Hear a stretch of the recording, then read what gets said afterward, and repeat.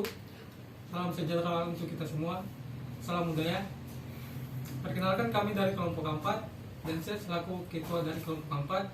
Pada video ini kami akan menjelaskan dan mempraktikkan cara konservasi benda cagar budaya berbahan tanah liat atau yang biasa disebut dengan tempeyen. Seperti yang kita ketahui, konservasi itu merupakan upaya untuk penyelamatan artefak. Dia ini berperan penting untuk melindungi artefak dari kehancuran seperti faktor lingkungan dan mikroorganisme. Di sini kita menggunakan metode preservasi. Preservasi itu adalah penganan pada artefak untuk mempertahankan dari kerusakan atau kerapuhan, kemunduran dari artefak, dan biasanya dilakukan usaha untuk penyesuaian artefak dengan lingkungan baru. 3. Objek yang akan kita konservasi adalah benda cagar budaya, gerabah, atau yang biasa dikenal dengan tempeyan. Tahapan proses konservasi ada 6, yaitu observasi, alat dan bahan, dokumentasi sebuah proses konservasi, pembersihan, penyambungan, dan dokumentasi hasil akhir.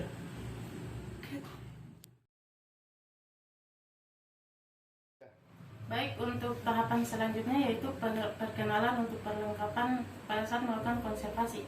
Di mana pada kesempatan ini perlengkapan yang kita gunakan yang pertama itu handscoon, di mana handscoon ini berfungsi untuk melindungi suatu objek agar tidak terkena virus atau apapun itu yang ada di tangan kita. Yang kedua yaitu kuas. Kuas di sini berfungsi untuk membersihkan objek.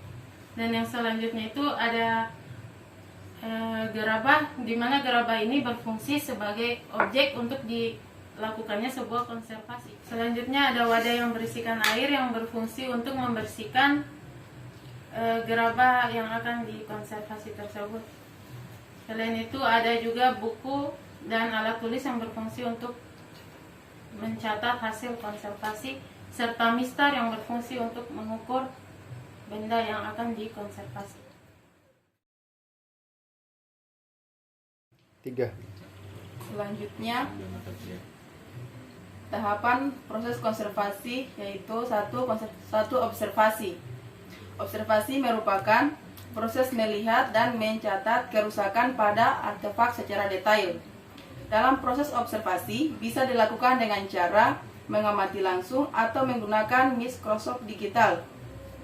Hasil pengamatan itu harus dicatat di dalam lembaran catatan yang meliputi kondisi objek, panjang, lebar, ciri khas, dan jenis benda. Setelah observasi, maka kita bisa mengetahui rekomendasi tindakan yang perlu dilakukan untuk penanganan lebih lanjut. Siapa namanya tadi?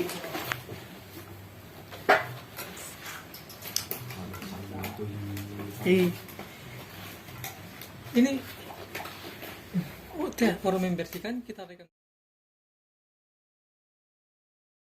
Tahapan selanjutnya yaitu dokumentasi sebelum proses konservasi yang meliputi kondisi objek, metode, dan bahan yang digunakan.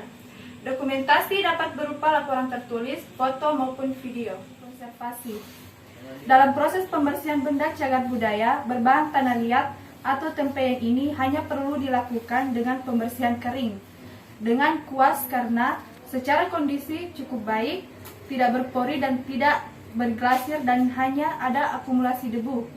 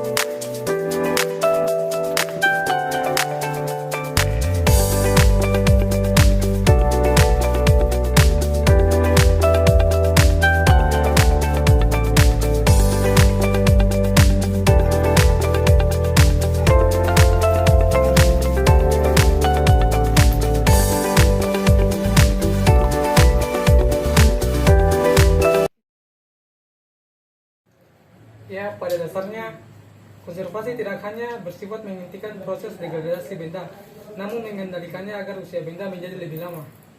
Sudah menjadi tugas dan tanggung jawab kita untuk melestarikan dan merawat benda arkeologi sebagai bukti peradaban bangsa karena tidak ada masa depan tanpa melihat sejarah masa lalu. Itulah hasil presentasi dan hasil praktek dari kelompok 4. Kurang dan lebihnya mohon dimaafkan. Kami tutup dengan ucapan wabillahi taufiq wal hidayah. Wassalamualaikum warahmatullahi wabarakatuh.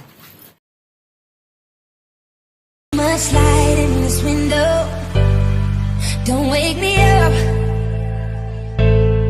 Only coffee, no sugar inside my cup.